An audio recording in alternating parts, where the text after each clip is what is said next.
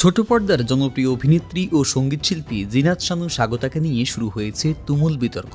Leave টুগেদারকে উৎসাহী করার অভিযোগে তাকে লিগ্যাল নোটিশ পাঠিয়েছেন এক আইনজীবী। মোহাম্মদ আরিফুল খবির নামে এক ব্যক্তির পক্ষে সুপ্রিম কোর্টের আইনজীবী মোহাম্মদ মেজবাউদ্দিন চৌধুরী এই নোটিশ পাঠান। নোটিশে জানানো হয় 7 দিনের মধ্যে প্রকাশ্যে ক্ষমা চাইতে হবে, অন্যথায় নেওয়া হবে আইনি ব্যবস্থা। নোটিশে স্বাগতার বিরুদ্ধে অভিযোগ আনা হয়েছে তিনি লিভ টুগেদারের মতো সামাজিক ও ধর্মীয়ভাবে স্পর্শকাতর বিষয়কে প্রচার করেছেন এবং মুসলিম ধর্মীয় অনুভূতিতে আঘাত করেছেন।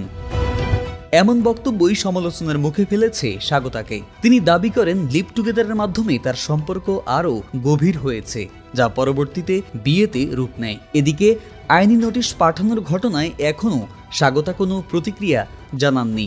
তবে এই নোটিশ ঘিরে সোশ্যাল মিডিয়ায় তোলপাড় চলছে।